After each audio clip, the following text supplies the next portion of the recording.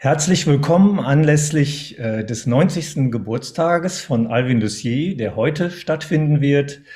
Wir haben deswegen eine Gesprächsrunde ins Leben gerufen und versuchen auch einige Themen abzuhandeln, die natürlich mit der Arbeit Luciers zu tun haben. Insbesondere möchte ich noch einen Hinweis lancieren. In New York wird es ein Programm geben, in dem 24 Stunden lang die Musik Luciers zum Gegenstand sein wird. Und zwar können Sie diesen Stream im Internet erreichen unter der Webadresse issueprojectroom.org, ein Wort ohne Bindestrich, issueprojectroom.org. Ein weiterer wichtiger Aspekt, den wir heute gerne besprechen wollen, ist die Ankündigung eines Boxset. Darin liegen 3 LPs, 2 CDs und ein Buch. Und dieses Boxset hat den Namen I Am Sitting in a Room. Eigentlich die historische Realisation des Werkes I Am Sitting in a Room zwischen 1969 und 2019 sind hier zusammengefasst. Des Weiteren würden wir gerne über das Buch von Gisela Gronemeyer, über das Werk Alvin Luciers sprechen. Und zwar eigentlich ein Klassiker, eine Zusammenfassung, vielleicht sogar die größte Zusammenfassung seiner Arbeiten. Und dieses Werk wird neu aufgelegt in einer erweiterten Auflage. Das wird Thema sein. Und zum Abschluss, nach dieser Diskussion, werden wir dann sicherlich einen Höhepunkt, eine Uraufführung von Luciers neuestem Werk hören können, Adagio for Strings. Aber bevor wir mit der Diskussion beginnen, würde ich gerne die Teilnehmer vorstellen. Und zwar haben wir hier Dr. Des Bernhard Riedbrock, Musikwissenschaftler und wissenschaftlicher Mitarbeiter am Institute for Music Research der ZHDK Zürich und Gründer und künstlerischer Leiter des Ever Present Orchestras. Er promovierte über Alvin Luciers reflexive Experimentalästhetik. Herzlich willkommen. Dann ist mit uns Jan Toben, Musikwissenschaftler, Kunsthistoriker und Musiker an der Universität der Künste Berlin und eben dort Studiengangsleiter im Bereich Sound Studies und ebenfalls künstlerischer Leiter des Ever Present Orchestras. Herzlich willkommen. Dann Gisela Gronemeyer, sie ist Musikjournalistin und ist seit 1983 Herausgeberin der Zeitschrift Musiktexte und der Buchreihe Edition Musiktexte. Herzlich willkommen, Frau Gronemeyer. Dann ist mit uns Professor Hans W. Koch, Komponist und Klangkünstler, Professor an der Hochschule für Kunst und Medien in Köln. Herzlich willkommen. Und last but not least, denn wir hatten sie schon mal vor einigen Monaten bei der Gigahertz-Preisverleihung an Alvin Lucier in einer Diskussionsrunde, Professor Dr. Sabine Sanio, Professor am Masterstudiengang Sound Studies, Sonic Arts an der Universität der Künste Berlin. Sie leitet dort den Bereich Musiktheorie. Herzlich willkommen. Dankeschön. So, beginnen wollen wir dann mit der Boxset, mit dem Boxset, oder wie beschreibe ich das, mit der Boxset? Das ist ein bisschen uneindeutig. Auf jeden Fall mit der Box, in der ganz viel I'm Sitting in a Room enthalten ist. Herr Riedbrock, worum handelt es sich bei dem Projekt? Das Projekt ist eine Sammlung von Archivaufnahmen dieses zentralen Werkes Alvin Luciers von 1969 bis 2019. Und wir haben versucht, da das historisch einmal dieses bis heute bekannteste Werk von Lucier nochmal zu sehen, was daran vielleicht doch gar nicht so bekannt ist oder noch nicht so thematisiert wurde. Und das beginnt eben mit der ersten vorläufigen Version von 1969, mit der Aufnahme davon, die wir entsprechend dort inkludiert haben, bis zur ersten offiziell bekannten und dann auch als Live-Version 25 Jahre lang verwendeten Aufnahme von 1970. Und noch von 1995 dann die erste in Realtime realisierte Live-Performance des Stückes bis hin zur letzten Performance Alvin Luciers 2019. Und unterschiedliche andere Werke noch, zum Beispiel eben auch am ZKM, die achtkanalige, vermutlich erste digitale Realisierung dieses Werkes und so weiter. Da können wir jetzt im Laufe dann vielleicht auch noch dezidiert drauf eingehen. Oder Jan kann noch ergänzen.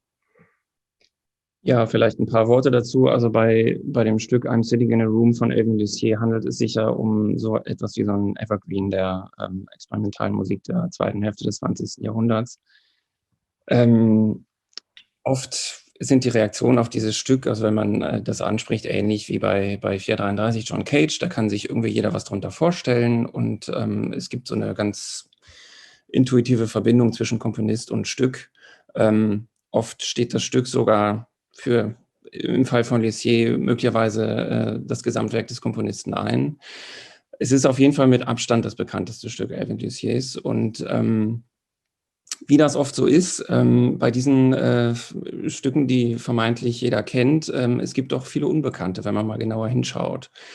Und das war für uns so ein bisschen der Anstoß, wirklich nochmal Archivarbeit zu machen und in die historischen Details nochmal reinzuschauen und einfach dann auch zu entdecken, dass dieses Stück, was vermeintlich so straightforward und einfach ist, dass es sich auch im Laufe der Dekaden verändert hat. Und dass Lucier auch zu unterschiedlichen Zeitpunkten dieses Stück ja, in unterschiedlicher Art und Weise technisch realisiert hat, aber auch konzeptuell modifiziert hat. Und diesen Bogen einmal zu spannen zwischen 69 und 2019, das war eigentlich das Anliegen, was wir mit dieser Box hatten. Und deshalb ist es eben auch keine rein Festivitätsbox geworden, sondern das ist eine Box, die beinhaltet sowohl Aufnahmen, also Audioaufnahmen, als auch Aufsätze, die sich kritisch mit diesem Stück auseinandersetzen. Und insofern spannt sich da auch ein Spektrum auf, also was die mediale Repräsentation dieses Stück angeht. Und nicht zu vergessen, wir haben auch noch mit der Ex-Frau von Alvin Kontakt aufgenommen, Mary Lucier. Die hat nämlich dieses Stück zumindest bei den Aufführungen der ersten 10 Jahre durch eine Projektion von Diaz begleitet. Also interessant, dass dieses Stück, was ja so als Solostück immer tituliert wird, in den ersten 10 Jahren seiner Existenz tatsächlich ein Duo war mit ja, audiovisuellem Charakter. Könnt ihr vielleicht was dazu sagen, wieso ihr diese Aufteilung auf CDs und LPs gemacht habt und nach welchen Gesichtspunkten? Ja, also zum einen ist es interessant bei diesem Stück, dass es also sehr viele Aufnahmen von Lucier selbst gibt, Realisationen von Lucier selbst. Es gibt aber auch historisch relevante Realisationen, bei denen andere Sprecher dieses Stück einsprechen. Und wir hatten natürlich ein begrenztes Kontingent an LP-Spielzeit. Und teilweise sind die Versionen dann auch so lang geworden, dass sie auf eine LP-Seite gar nicht mehr draufpassen. Dann haben wir uns dafür entschieden, dass wir die historisch relevanten, wichtigsten Versionen, die sozusagen diesen Bogen innerhalb von der Aufführungsgeschichte Luciers selbst einmal widerspiegeln, auf LP reproduzieren. Und die Versionen, die eher flankierend wirken im Rahmen der Gesamtgeschichte, der Aufführungsgeschichte, die haben wir auf die CDs dann mit kopiert. Und am Ende sind es dann 2 CDs geworden und 3 LPs. Das hat sich dann relativ organisch so ergeben. Aber das ist so ein bisschen der Hintergrund dieser Aufteilung.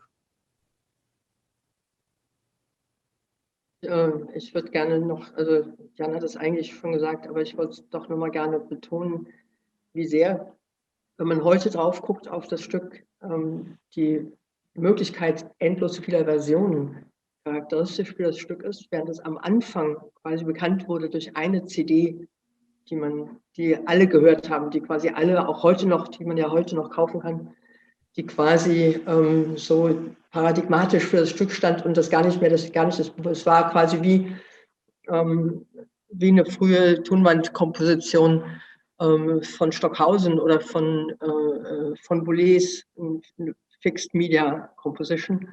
Und jetzt ist klar, also jede Live-Version von Lussier ist eine neue Variante davon und klingt anders. Und dann dazu eben quasi zum 90. einfach ein Extrakt, ein Best-of und dabei noch neue Zusatzauftragswerke einzubeziehen. Das finde ich ist wirklich eine sehr schöne Idee. Elvin erwähnt ja in dem Buch Chambers in den Interviews, dass er von einer 24-Stunden-Version gehört hat, die in Oberlin stattgefunden hat, in Ohio. Habt ihr darüber was rausgefunden?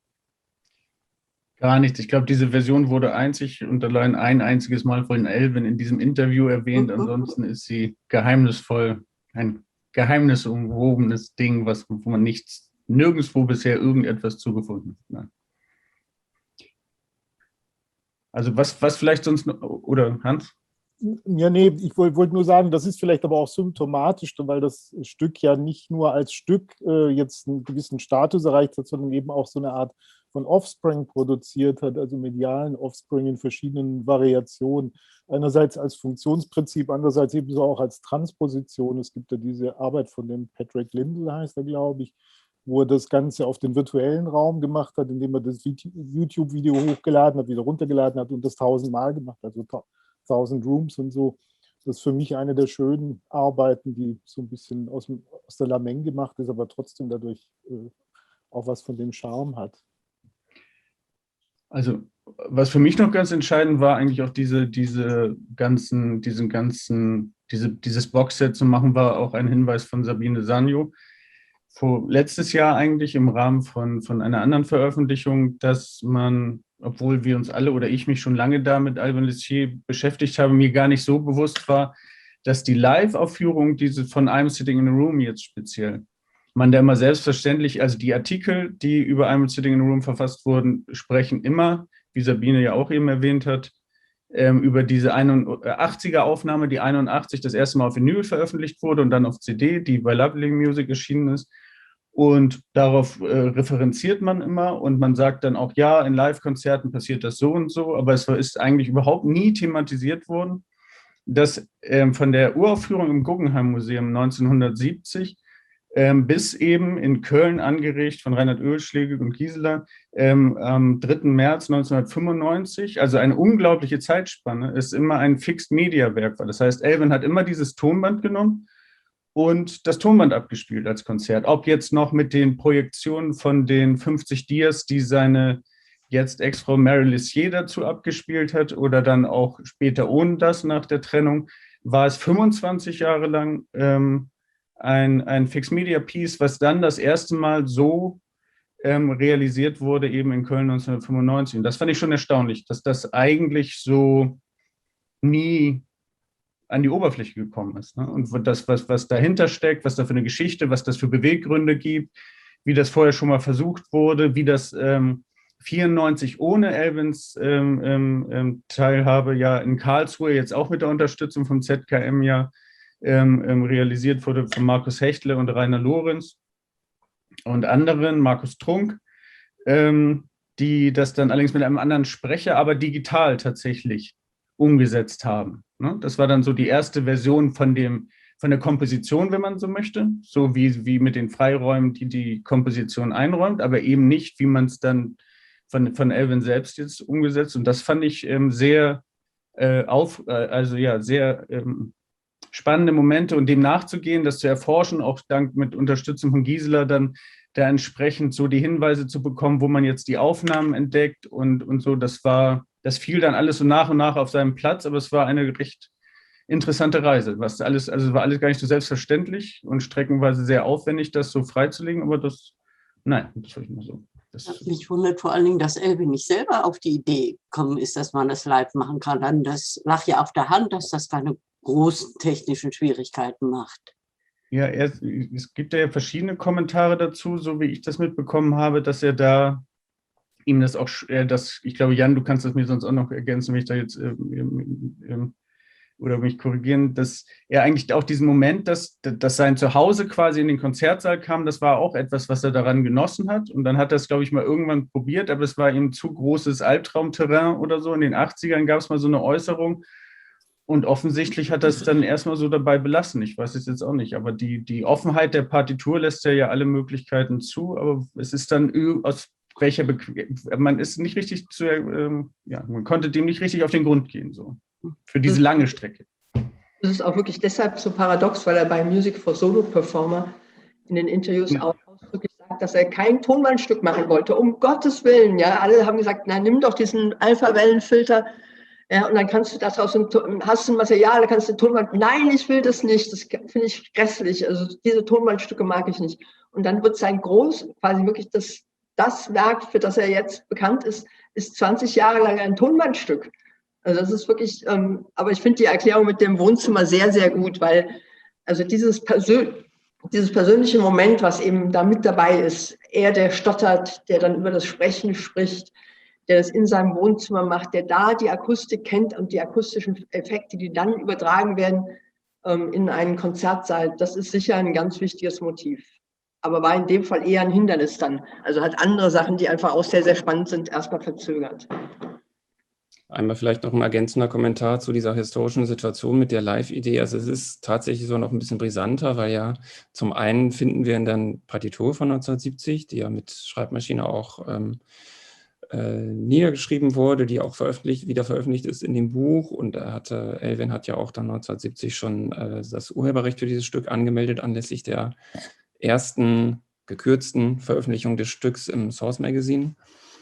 Und in der Partitur steht ja bereits auch schon eingeräumt die Möglichkeit, dieses Stück live zu realisieren.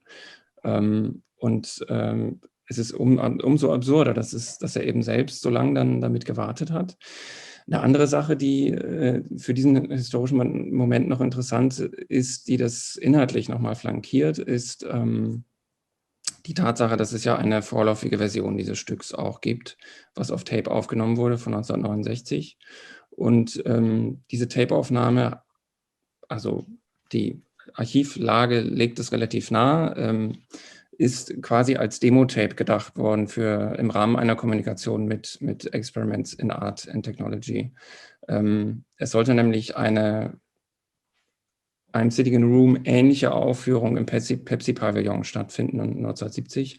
Da wurde Lussier angefragt von David Tudor und er hat vorgeschlagen, dieses Raumprinzip in diesem Pepsi-Pavillon zu realisieren und in seinen ausführlichen Beschreibungen dazu, das Proposal ist auch in diesem mittlerweile, glaube ich, vergriffenen Buch Pavilion von EAT wieder abgedruckt.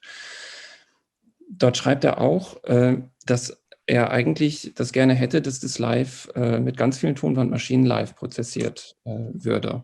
Und dann kam plötzlich dieser Shift mit der High Street 1970, wahrscheinlich im März auch die Aufnahme, wo wirklich dann dieser Moment auch ganz vordergründig war, dass er wirklich alleine im Zimmer sitzt und alleine das alles zusammen montiert und dann am Ende dieses Tape fertiggestellt hat. Und dann kam möglicherweise diese Idee des I'm sitting in a room different from the one you are in now. Und dass man da einfach diese mediale Schranke nochmal so thematisiert. Das war alles in diesen anderen Kontexten nicht so vordergründig. Das ist schon sehr interessant, ja. Hans, du das noch? Du hattest dich gemeldet, also ich wollte mich jetzt nicht vormogeln, aber es ist tatsächlich ein interessantes Phänomen, dass das Potenzial sozusagen so eine Weile gebraucht hat, bis es gehoben worden ist. Und ich habe mich auch schon gefragt, weil es gibt ja, Elvin benutzt zwar sehr viel Technologie in vielen Stücken, ja, aber er ist ja nicht jemand, der in der Technik so zu Hause ist, wie jetzt David Tudor, der seine Schaltkreise gebaut hat. Und das kann man, glaube ich, safe sagen, sozusagen. Und ob das nicht auch eine Rolle spielt, so ein bisschen ein Horror davon, Getting Dirty with the Machines. Ja, es gibt Aussagen von Elvin zu einem Versuch 1994, also ein Jahr vor Köln, wo das in den Niederlanden mal mit einer Tape-Schleife ausprobiert wurde, offenbar. Und da hat ihm das tatsächlich nicht gefallen, weder der Prozess noch das Resultat. Wir haben auch versucht, diese Aufnahme ausfindig zu machen, ist uns nicht gelungen. Es ist auch Generell muss man dazu sagen, also im Rahmen dieses Projekts relativ schwierig gewesen, diese Recherche zu machen mit Corona und eben überhaupt dieser fehlende Möglichkeit, mal ins Archiv tatsächlich zu gehen. Aber ja, es gibt also einige noch unbekannte und offene Fragezeichen in dieser ganzen Geschichte, das stimmt. Aber ich würde Hans da zustimmen, dass das dafür spricht, dass er das mit Reinhard Oeschlegel dann zusammen realisiert hat, der ihn bestimmt da unterstützt hat. Also so, dass er sicher sein konnte, die Technik ist nicht das Problem. Und das andere ist auch das, was Martin Supermir, der früh mal in den 80ern oder 90ern, ich weiß gar nicht genau, ihr wisst das vielleicht, eine deutsche Version erstellt hat. Da gab es tatsächlich, da wurde auch einfach experimentiert, also in welchem Raum nehmen wir das auf, wie ist der Abstand zwischen Mikrofon und Lautsprechern, damit man eine klanglich interessante Version dann bekommt und nicht eine, die irgendwann zum Schluss nur noch klappert oder schrill einem auf die Ohren geht. Also das ist ja wirklich ein Thema. Das ist, also von daher hatte er diese frühe Version, war einfach, also die ist einfach klanglich natürlich sehr, sehr schön. Und das ist eine Erleichterung, dann was sicher zu haben. Und auf der anderen Seite aber das umgekehrt eben dieses Erkunden können. Ja, also jeder von uns konnte jetzt eine Version in seinem eigenen Raum machen und wir konnten das Gespräch abbrechen und stattdessen uns solche Versionen zuspielen. Und das wäre vielleicht auch kein so uninteressanter Beitrag zu dem 90. Geburtstag von Lucie.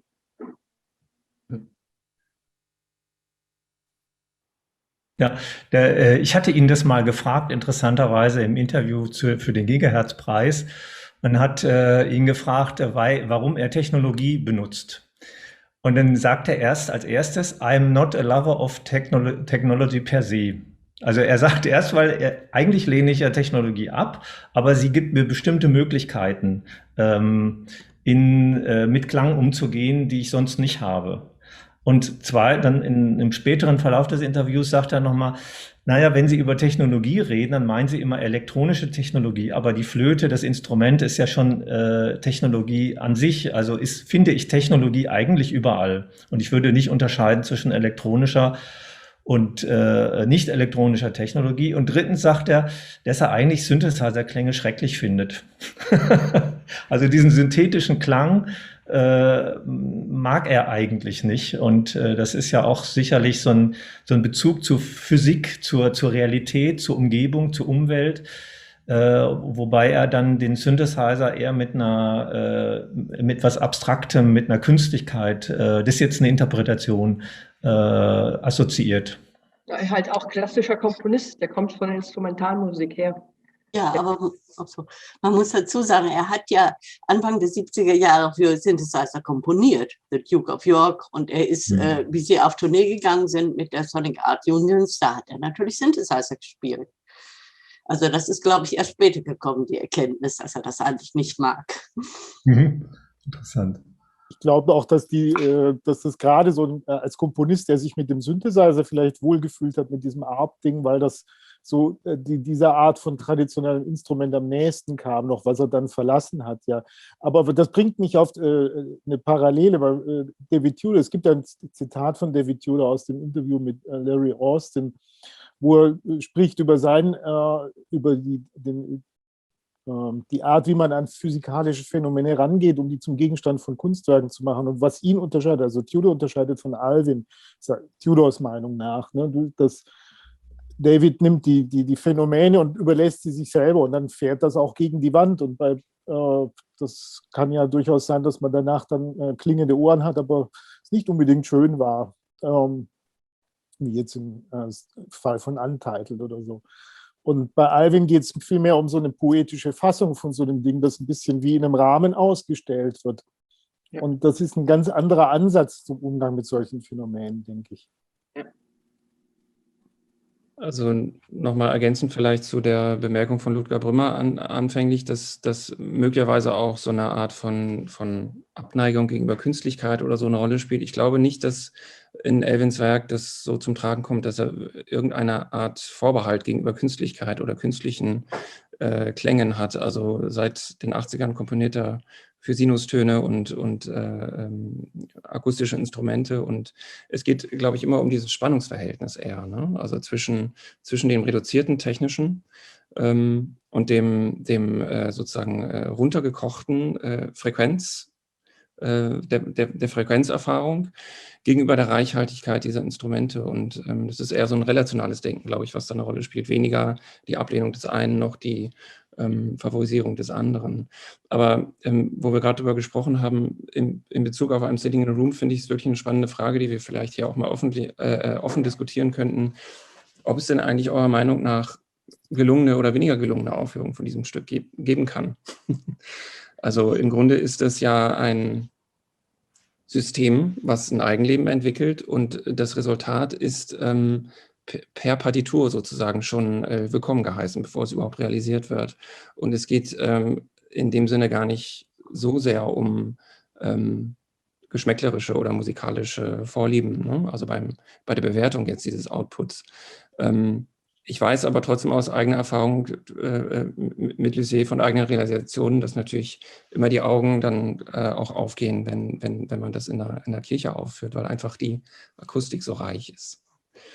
Ich würde zu beiden Sachen doch ein bisschen Einwände formulieren wollen, Jan. Also gerade im Sinne von was Hans gerade gesagt hat, dass es da um eine poetische Inszenierung geht. Und ich glaube, sogar auch die Sinustöne sind für ihn nicht, weil er jeden Klang mag, sondern das mit dem Sinuston Glissandi hatte die Möglichkeit, diese Schwebungen zu erzeugen. Und dafür sind die einfach total gut. Und mit denen, also die setzt er ein dann indem er sie quasi als Gegenposition zum Instrumentalklang, der dann stehend ist, verwendet. Und die späteren Versionen, jetzt in denen, das wisst ihr ja besser, du und Bernhard, wo er dann eben auch nur mit Instrumenten die Schwebungen erzielt, also auf den Sinuston wieder verzichtet. Also da würde ich doch vorsichtig sein zu sagen, ja, das ist ihm alles ganz egal. Der Sinuston hat eine ganz praktische Funktion. Und so würde ich das auch bei den I'm Sitting in a Room sagen. Natürlich ist prinzipiell jede Version möglich, aber natürlich achtet er darauf, was man auch erfahrbar machen kann. Also er wird darauf achten, es kann auch sein, dass er mal beschließt, eine ganz schrille Version zu erzeugen, einfach um auch das erfahrbar zu machen. Aber es ist nicht so, dass er sagt, wir nehmen einfach alles und arbeiten damit und akzeptieren das. Also den Unterschied zu David Tudor, das finde ich schon sehr, sehr wichtig. Ja. Ich weiß gar nicht, bin ich dran? Ja. Wobei ich glaube, dass David Tudor auch nicht ganz so liberal war, nur der hat einen etwas breiteren Scope, was das klangliche Resultat anging vielleicht. Aber ich meine, das ist mir bei Alvin Lussier öfters aufgefallen. Es gibt die Partituren, die sehr schlank und sehr offen daherkommen. Und dann gibt es einen ganzen Satz von Korollarien dazu. Also ich denke jetzt an Hartford Memory Space, das ist ein Stück, mit dem habe ich mich mehr beschäftigt. Ne? Ist ungefähr im gleichen Zeitraum entstanden, 1969, 70, und da geht es völlig anderes Dispositiv. Und die Partitur ist sehr knapp, man geht in eine Umgebung und hört zu und reproduziert das dann auf Instrumenten, akustischen Instrumenten, so gut man eben kann. Auf einer Bühne, in einer Bühnensituation. Das heißt eine zeitliche Trennung und so weiter. Und dann kann man sich da sehr viel dazu vorstellen. Und wenn man dann die Interviews liest und die anderen Texte, die es dazu gibt, dann wird das immer klarer, dass ihm da was ganz Spezifisches vorschwebt, was es aber nicht in die Partitur geschafft hat. Oder auch bewusst nicht reingenommen worden ist. Also das ist so ein offenes Feld. Und das finde ich gerade eigentlich spannend. Ne? Der Frage könnte man auch mal nachgehen, sozusagen. Also Partitur und Fußnoten. Er hat es ja selber eigentlich kommentiert, indem er einige Varianten dieser Idee formuliert hatte. Ich habe mir mal notiert, da gibt es ja verschiedene Stücke, die Weihe des Hauses, Music Man, Missing Part 2007, nach Mozarts Requiem, dann Silk, Palimpsest, Honored Jests, mit kurzen Exzerpts der Werke von Studenten der Western University, wo er diese Grundidee, dieses Konzept benutzt hat, um dann mit anderen also leichten Varianten der ursprünglichen Idee und anderen Klängen zu arbeiten. Und letztendlich ist ja auch die Uraufführung heute ein Abkömmling dieser Grundidee von einem Sitting in a Room, wobei er natürlich dieses Konzept immer ein Stück weiter verarbeitet, nicht nur mit dem anderen Klangmaterial, was er verwendet, sondern auch mit einer leicht variierten Technik. Aber auf der anderen Seite gibt es eben auch, also das nochmal zu dieser Frage Partitur und Aufführung, es gibt von ihm diese Grundsatzbemerkung, wie wichtig für ihn die Frage war in den 70ern gerade, Installation oder Performance. Und dass er wirklich bei jedem Stück, was er geschrieben hat, das sich als eine zentrale Frage herausgestellt hat und er daran arbeitet so viel wie möglich zu reduzieren, damit wirklich das, was ihm wichtig ist, dann auch quasi aufgeführt, hörbar gemacht werden kann. Also ich glaube, das ist wirklich so, dass er da einerseits die Frage nach, welches akustische Phänomen möchte ich erfahrbar machen, also es ist ja wirklich wie ein Fundstück, es ist ja wie ein Schatz mit dem I'm Sitting in a Room, mit diesen Frequenzen, diesen Überlagerungseffekten. Und dann, wie zeige ich es? Und da hat er 20 Jahre, finde ich, gebraucht, bis er zu der optimalen Version gekommen ist, die viel offener natürlich dann auch ist. Also das ist dann der Nebeneffekt. Also das ist schon auf eine Art auch verrückt. Also offener, weil es eben diese Möglichkeit gibt, dann jeder kann es jetzt aufführen und live, also jeder vorher, also in der Partitur steht, man kann. Aber jetzt macht er es auch andauernd, sodass es sich aufdrängt, dass man das macht. Ich wollte nochmal zurückkommen auf deine Frage, Jan, auch nach den verschiedenen Versionen und wie wir die empfinden. Ich habe neulich die Version auf der DVD von Hauke Hader und Viola Rutsche nochmal gehört. Und dann war ich ganz perplex, weil mir ist aufgefallen, das stottert er überhaupt nicht. Ist das auch auf anderen Versionen der Fall? Weil ich meine, damit fällt ja eigentlich auch ein wesentliches Motiv der Aufnahme weg, nämlich to smooth out any irregularities my speech might have.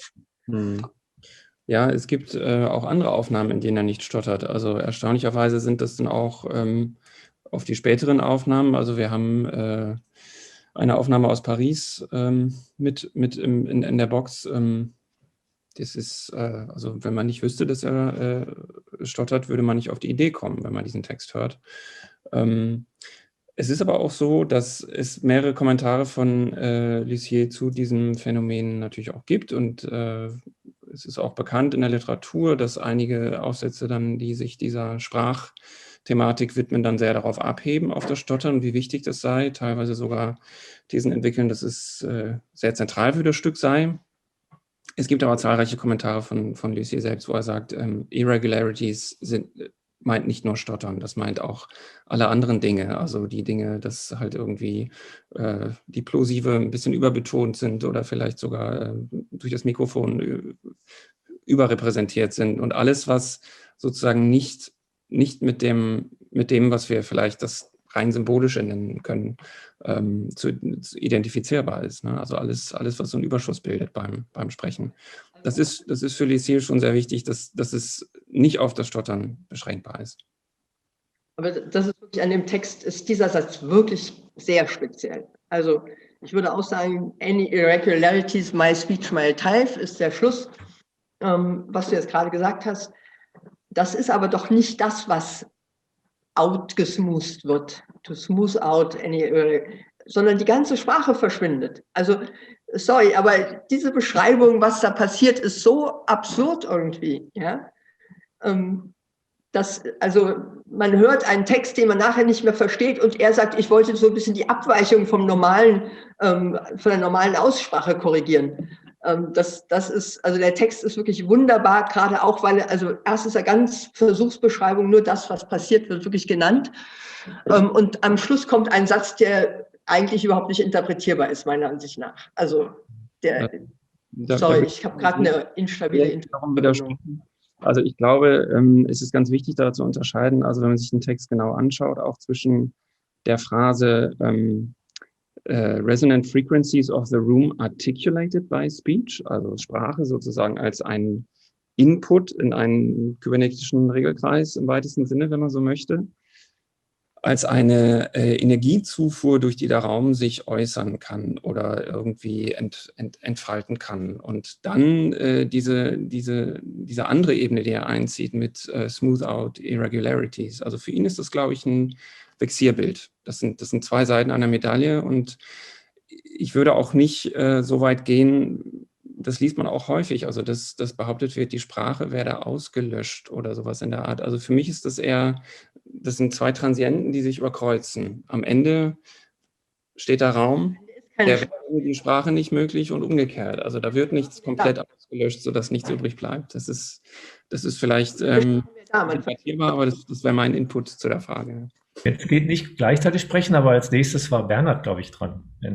Ich wollte noch mal sagen zu dem Sprache auslöschen. Also ich glaube schon, dass es ein zentrales Thema ist und sicherlich auch für Lussier selbst einer der zentralen Faktoren des Stückes, dass der individuelle Moment des Zuhörers, in dem diese Sprachverständlichkeit eben aufhört. Das ist für jeden eine unterschiedliche Stelle, kann auch mit der gleichen Version an einer unterschiedlichen Stelle für die gleiche Person in einem anderen Raumgefüge, in einer anderen Situation immer wieder neu sein. Und das ist, glaube ich, schon einer der wesentlichen Punkte, dieser Übergang von der Sprache, der Verständlichkeit hin zu der Musik, musikalischer Drone und für mich jetzt natürlich, auch dieser Moment, dass dann nach der Sprache auch erstmal so von der Verständlichkeit oder vom Sinn her erstmal gar nichts kommt, dass da ein Das vor dem Was ist.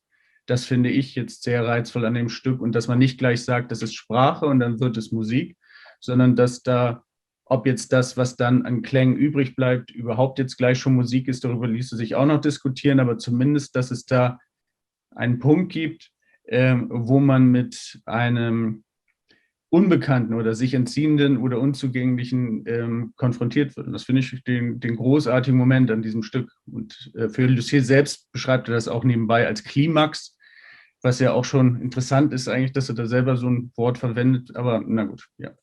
Also ich würde auch wirklich darauf bestehen, Sprache wird da ausgelöscht. Sie ist, also zum Schluss hat man noch nicht mal eine Vorstellung, wo man innerhalb dieses Textes dann jeweils ist, wenn die letzten Versionen laufen. Aber was natürlich für mich, also was ich daran faszinierend finde, ist, man kann sagen, die Stimme ist immer noch da. Die Stimme ist modifiziert, ist aufgegangen in diesen Resonanzschwingungen und trägt sozusagen. Also für mich ist das ein Stück über einen Performer, der nicht performt, der quasi nur vorträgt und danach nichts mehr tut. Ein Komponisten, der ein Werk wirklich schreibt, was nur aus technischer Ausführung besteht und der zum Schluss in dieses Klanggeschehen als mit seiner Stimme eingegangen ist und auf eine Art immer noch präsent ist. Das finde ich an dem Stück wirklich wahnsinnig, weil es sozusagen der Komponist, der sagt, ich bin ganz unwichtig und ich werde niemals expressiv von meinem Innenleben irgendwie was zum Ausdruck bringen, in so einem Stück immer noch da ist. Das finde ich irgendwie sehr, sehr faszinierend. Also auch wirklich über die Rolle Komponist, Künstler, Genie und Musik und wie sich diese Beziehung herstellt. Hans? Jan hatte sich zuerst gemeldet. Ich mache es ganz kurz, nur noch einmal, um das vielleicht zusammenzufassen, was mir so wichtig ist an dieser Diskussion, dass wenn wir vom Das und von dem Nichts sprechen, genau damit habe ich so ein bisschen meine Probleme, einfach zu akzeptieren, dass da irgendwas ausgelöscht wird und dann, also ich empfinde das überhaupt nicht als destruktiven Moment in der Komposition, und dieser Kippmoment, wenn das passiert, ist für mich eher ein Moment der Wandlung. Ja, da wird aus einem, wie auch immer gearteten sprachlichen Klang etwas anderes. Und ich glaube, diese Wandlungs- und Transformationsprozesse sieht man auch in anderen Stücken Lussiers, die sind was ganz, ganz Entscheidendes. Und es ist eben nicht so, dass irgendwas ersatzlos ausgelöscht wird, sondern es tritt etwas anderes an die Stelle. Diese Perspektive ist mir einfach nur wichtig, nochmal deutlich zu machen in dem Zusammenhang. Das im Grunde, was ich auch sagen wollte, es geht ja auch um den Prozess dabei. Das ist, wenn man vorher eine Impulsantwort samplen würde von dem Raum, könnte man das ohne diesen ganzen Prozess schon aus der Sprache rausdestillieren, sozusagen von Anfang an. Aber der Weg ist ja das Ziel, um es mal ganz blöd zu formulieren. Und deswegen ist die Sprache hinterher noch da. Man kann sie nur nicht mehr einfach dechiffrieren. Man könnte es eben auch wieder rausrechnen, wenn man es denn wollte. Es ist nichts verschwunden, sondern nur der Fokus hat sich verschoben durch die Akzentuierung der Resonanzfrequenzen. Und dass das immer mehr und mehr verstärkt wird in diesem feedbackartigen Prozess. Es ist ja eigentlich interessanterweise ein Prinzip, auf dem jedes Musikinstrument basiert. Ja, es gibt einen Impuls von Energie und resonierendes Verhalten von Saite und Resonanzkörper.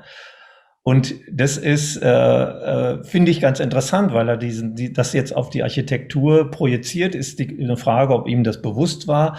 Aber das ist ein Grundprinzip, mit dem wir musikalisch immer konfrontiert sind. Also ich würde dazu das doch ergänzen wollen. Der Punkt ist, das verstehe ich. Ich verstehe auch das mit dem Überlagern statt Auslöschen. Kann ich gut nachvollziehen, kann ich auch übernehmen, kann ich akzeptieren. Der Punkt ist nur diese Klimax, die Bernhard eben erwähnt hat, wovon Lussier selber spricht. Damit meint er, dass wir unser Hörverhalten ändern. Und das ist das ist wirklich ein total grundlegendes Phänomen. Wir hören anders, ob wir Sprache verstehen wollen oder ob wir einen Klang hören. Und dann ist da, obwohl das immer noch quasi das Ausgangsphänomen sozusagen war, immer noch das Cello, jetzt hören wir aber einen Flugzeugträger sozusagen. Also es war tatsächlich, hat da irgendwann mal Lussier gesprochen, jetzt aber hören wir den Raum und wir hören auf den Raum und nicht mehr auf die sprachliche Äußerung von Lussier. Und diesen Wechsel, der ist eben auch, also ich glaube, wenn man halt das ist für mich einfach sehr, sehr wichtig, auch in unserem Studiengang ist das so wichtig, weil wir nicht nur mit Musik uns beschäftigen, sondern mit Noise, Rauschen, Sound, diesen ganzen Phänomenbereich. Wir sind so spezialisiert darauf, Sprache zu hören und zu verstehen. Das nimmt ganz viel weg, auch für das ganze Musikalische. Und dass er das zum Thema macht, wie das übergeht und dann eben, wie Bernhard dann argumentieren würde, vom Symbolischen in das Reale sozusagen. Also in etwas, was wir gar nicht deuten können, was sich uns auch entzieht, wo wir gar nicht wissen, wie können wir denn dieses Klanggeschehen, was da am Schluss abläuft, interpretieren, verstehen. Was machen wir da, wenn wir das hören? Das ist einfach total spannend. Mich würde da auch nochmal interessieren, Gisela, wie es jetzt 1995 ganz konkret, also falls du das noch, wie es da zu dieser ersten Live-Realisierung jetzt tatsächlich da ja von euch dann im Ende angeregt kam. Also und auch vielleicht die Geschichte dazu, auch die Korrespondenz oder so, das wäre vielleicht jetzt auch nochmal. So, da kann ich nicht so viel zu sagen. Es war halt Reinhards Idee, oder es war eine typische Reinhard-Idee, weil er eigentlich immer oft Leute auf das gebracht hat, was eigentlich das Naheliegende war. Und es wurde dann, er sagte auch, der Elvin hat ihm dann auch geschrieben, da werden eure Techniker vor große Probleme gestellt, aber das war gar nicht so. Und vielleicht kannst du, Hans, noch ein bisschen was sagen. Du warst ja auch bei der Aufführung dabei, über den Eindruck, den du davon hattest. Ja, für mich war das ja so quasi der Erstkontakt mit dem Stück und ich war auch relativ uninformiert jetzt über die ganze Vorgeschichte von dem Stück. Das heißt, ich habe das gehört als eine sehr gelungene Aufführung, die technisch ziemlich perfekt in Szene gesetzt war. Und der ganzen Problematik der Vorgeschichte und sowas, der war ich mich ja überhaupt nicht bewusst, weil ich die nicht irgendwie öffentlich hätte mitkriegen können. Damals war ich noch nicht so drin. War ja erst 88 nach Köln gekommen auch und so, ne? Dass ich das sozusagen gegen irgendwas hätte wiegen können. Also das war für mich, es gab es ja später nochmal in Wittenau mit Tonband live im Rahmen der Wittner Tage für Neue Musik, Kammermusik, und da habe ich dann eine Version gehört und ich glaube, ich fand die Deutschlandfunk-Version schön, aber mehr kann ich dazu nicht sagen. War das live? Das war live. Es war am Sonntagvormittag und das Band lief durch den Raum. Das war live. Ich glaube, er hat es damals entdeckt. Er hat es 95 auch in der Parochialkirche live gemacht. Und das war einfach Wahnsinn, also hier in Berlin. Und das war ein großer Effekt. Und ich war sehr überrascht, dass er selber dann immer gesagt hat, er macht es lieber digital. Weil das mit dem Band, dass dieses Band da, also im Saal halt wirklich man das Band da sah, wie das zwischen den beiden Tonbandgeräten gespannt war und man wirklich das so nachvollziehen konnte. Es war wirklich so großartig. Und zugleich weiß ich noch, wie damals, wir hatten damals ein Festival und es ging die Diskussion, wie entsteht eigentlich dieses Geräusch auf diesem Band? Und da gab es Leute, die haben gesagt, das ist eigentlich nur in der Technik, das sind die Kabel und das sind die Lautsprecher, die das erzeugen. Also es war wirklich, also so wie es Hans jetzt eben auch gesagt hat, es gab noch ganz viele Mythen darum, was eigentlich dieses Stück ist. Also diese Selbstverständlichkeit, mit der wir heute sagen, ja, also eine Resonanzschwingung des Raums, der überlagert sich halt. Das war für einen unbedarften Hörer damals, man hat nicht unbedingt verstanden, was gerade passiert. Ja, also das war schon ziemlich faszinierend auch. Genau das, also ich wollte das nur noch mal ganz im Anschluss an was Jan ganz vorher gesagt hat, wo er es ein bisschen verglichen hat mit 4:33 von Cage. Ne? Und das ist ja irgendwie, da habe ich jetzt drüber nachgedacht auch, das ist zwar sicher Alvins größter Hit, I'm Sitting in a Room, aber wenn man Leute fragt, was ist denn das eigentlich, dann, also die Antworten, die ich jetzt so beim Rumfragen bekommen habe, jeder kennt es, keiner weiß, wie es funktioniert. Und bei 4:33 ist es ja viel einfacher, weil da passiert nichts vorgeblich. Und das heißt, da hat jeder eine Vorstellung von nichts, aber bei Alvin hat keiner eine Vorstellung von etwas. Ja, vielleicht könnte man an dieser Stelle unsere Blickrichtung noch ein bisschen aufweiten. Ihr Buch Reflections betrachtet ja nicht nur dieses Stück, sondern es betrachtet ja viele darüber hinaus. Aber erstmal eine ganz praktische Frage, was kann man erwarten davon, was jetzt in der neuen erweiterten Auflage zusätzlich drin ist? Ist es aktualisiert oder was konkret ist Ja, dabei? man sollte vielleicht erstmal sagen, dass das Herzstück des Buchs nach wie vor die Chambers sind, die Interviews mit Douglas Simons. Da spricht er über insgesamt 14 Stücke. Das geht von Music for Solo Performer von 1965 bis Music on a Long Thin Wire von 1977.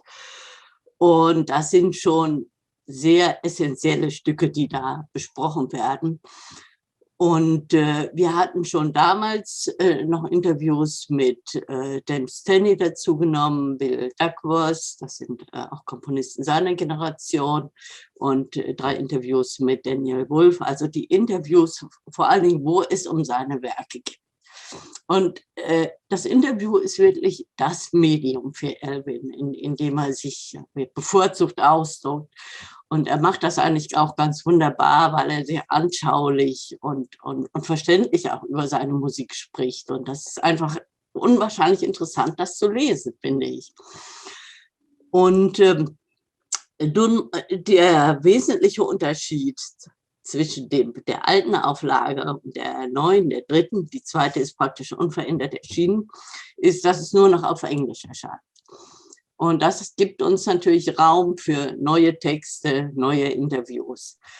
Und da habe ich natürlich, das war schwierig für mich zu entscheiden, welche Interviews nehme ich jetzt noch zusätzlich rein, weil er hat unwahrscheinlich viele Interviews gegeben. Und die meisten, also vor allem die neueren, sind auch alle online verfügbar, sodass ich das gar nicht so wichtig fand. Und da wiederholt sich auch dann vieles.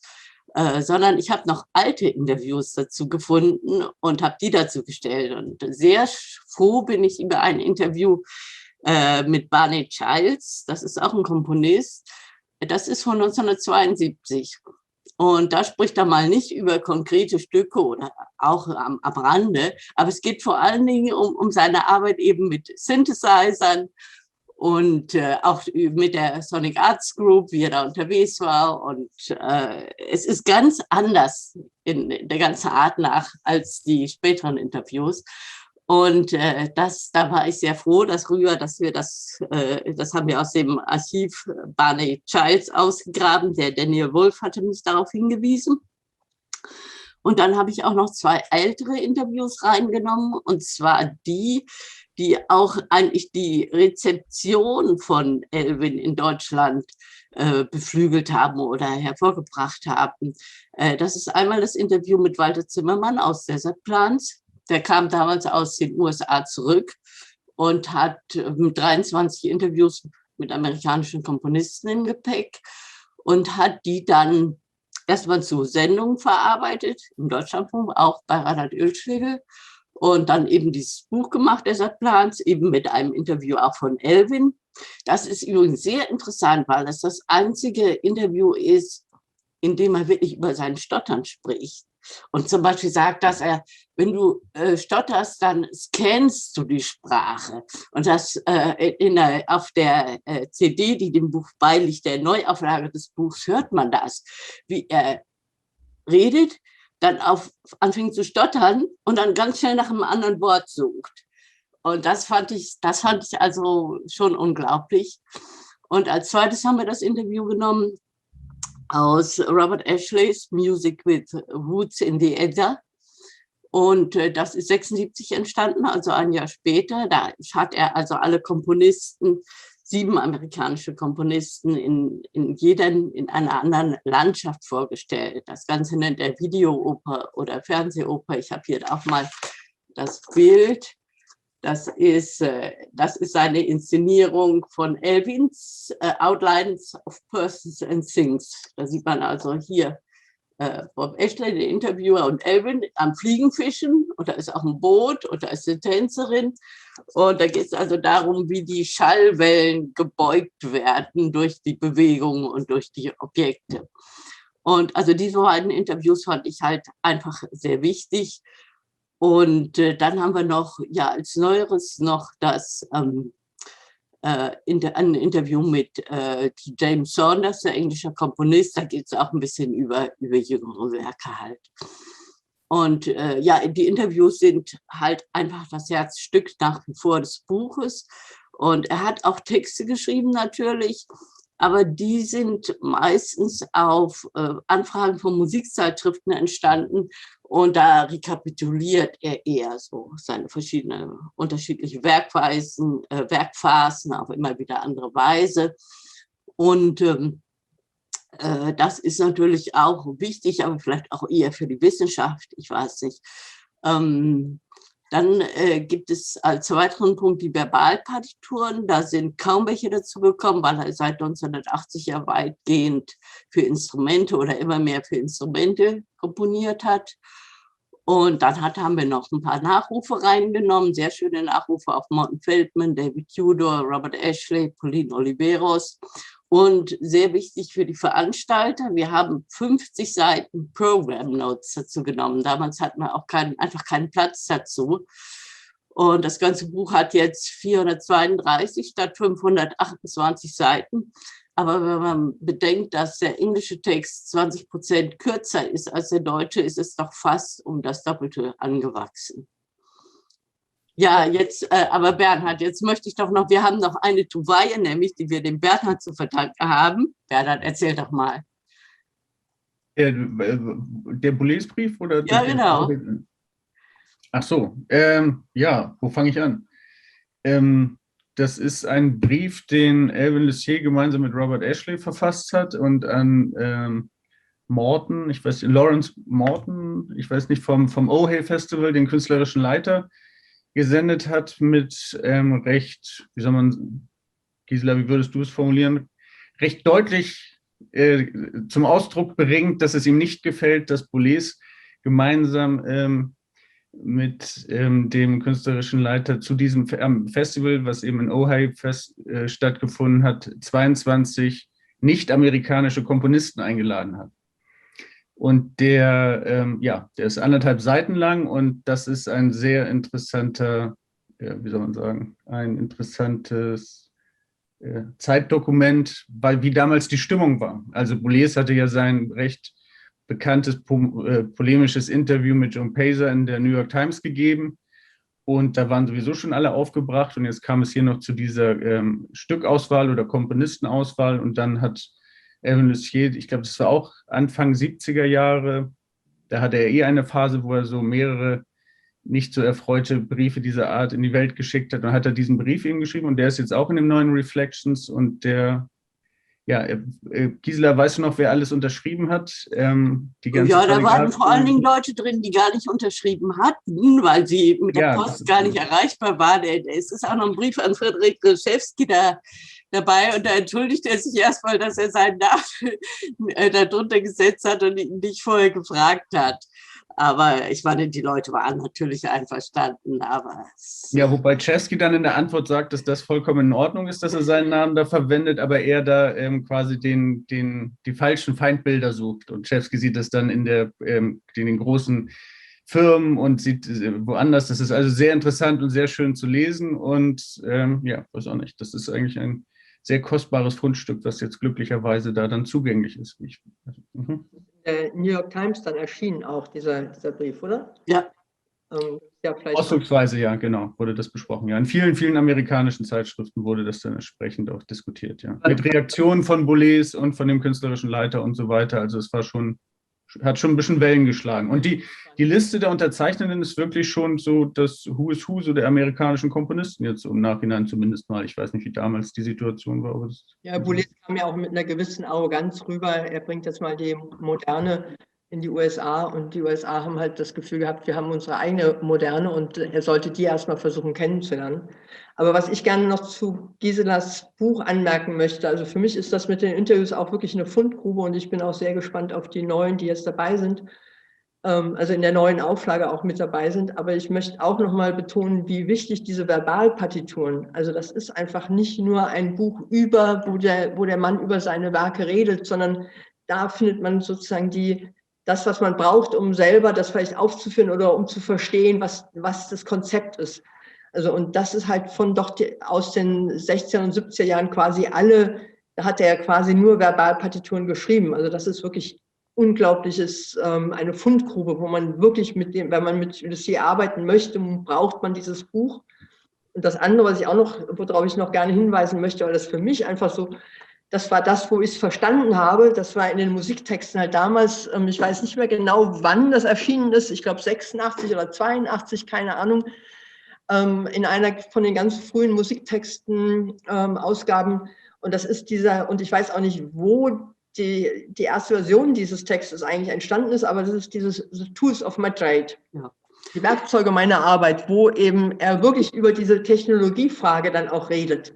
Ja, was mache ich eigentlich als Komponist? Und ich komponiere ja gar nicht Musik, wie das andere Leute machen. Und also der Text ist halt da auch drin. Und damit hat man, also auf 12 Seiten, ich habe eben nochmal geguckt, hat man das verstanden, was diesen Mann ausmacht, was so wirklich einzigartig ist. Ja? Also wo er wirklich sich auch von seinen Freunden auch abhebt in der Art, wie er arbeitet. Ich hatte noch ein Interview vergessen, was ich auch ganz wichtig finde, und das ist das Interview mit jetzt komme ich gerade nicht auf den Namen, der hat Musik, Arne de Vos, der hat Music for Cello with One or More Amplified Vases, was ja auch jetzt gerade im ZKM, glaube ich, gemacht worden ist, nicht? Ja. Ja. Und das ist auch unglaublich interessant, weil der also wirklich auch Sachen vom Standpunkt des Interpreten reinbringt, die so noch gar nicht so bewusst sind, nicht? Und das habe ich auch dazu genommen, weil das ist einfach nochmal ein völlig anderer Aspekt. Ja, jetzt sind wir so fast mittendrin, aber ich springe jetzt mal herein, weil wir schon fast 60 Minuten diskutiert haben und wir jetzt zum Ende kommen müssen. Ich bedanke mich jetzt erstmal sehr herzlich bei Dr. Rietbock, bei Jan Toben, bei Gisela Gronemeyer, bei Professor Hans-W. Koch und bei Professor Dr. Sabine Saniu. Es war sehr, sehr interessant und eigentlich hätte ich jetzt gerne nochmal 60 Minuten hinten dran, um die Sachen, die jetzt angedeutet und erarbeitet wurden, nochmal weiter zu differenzieren.